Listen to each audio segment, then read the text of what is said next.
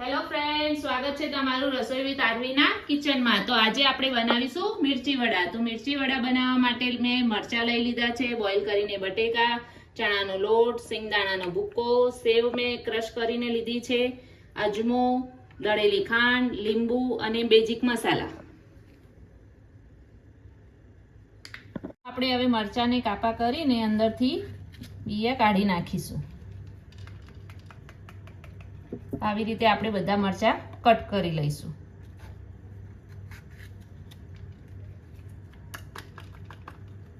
તો આપણે મરચાંમાંથી કાપા કરીને બીયા કાઢી લીધા છે। તો હવે આપણે આ બટાકાનું પૂરણ રેડી કરી દઈએ, જે મરચાંમાં ભરવાનું છે। તો આપણે બટાકાને છીણી લઈએ।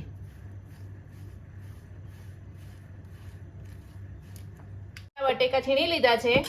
તો હવે આપણે એમાં ઝીણી સેવ ક્રશ કરીને લીધી છે, એ આપણે એમાં નાખી દઈશું 2 ચમચી જેટલી, અને સિંગદાણાનો ભૂકો અને અજમો હાથેથી આપણે ક્રશ કરીને નાખી દઈશું અંદર। 1 ચમચી લીંબુનો રસ, દળેલી ખાંડ,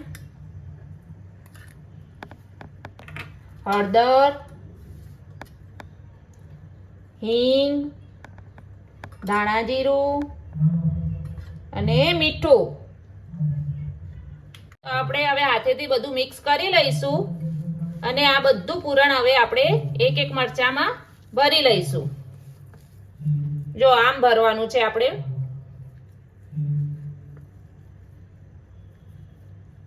આપણે હવે બધા મરચા ભરી લીધા છે।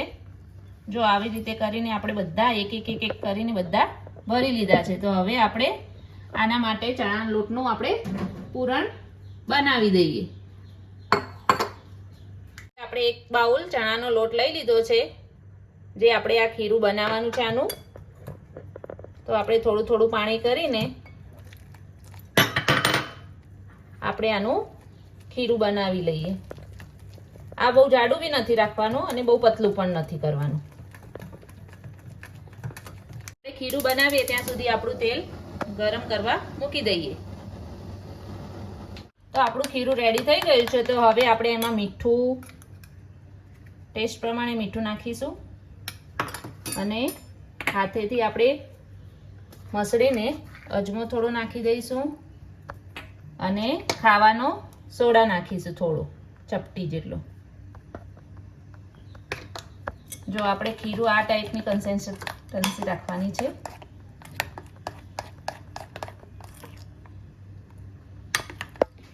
તો આપણું ખીરું રેડી થઈ ગયું છે। તો હવે આપણે આ ખીરાને એક ગ્લાસમાં કાઢી દઈએ, જેથી કરીને આપણે મરચાં ડીપ કરતા અંદર ફાવે। આપણું તેલ ગરમ થઈ ગયું છે। તો હવે આપણે એક એક મરચાંને ડીપ કરીને આપણે તળી લઈશું।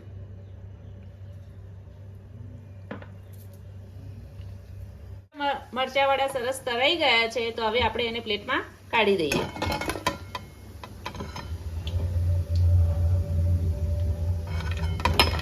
આપણા મિર્ચી વડા આપણે પ્લેટમાં સર્વ કરી દીધા છે। તો જો આપણે એને કટ કરીને જોઈ શકીએ છીએ।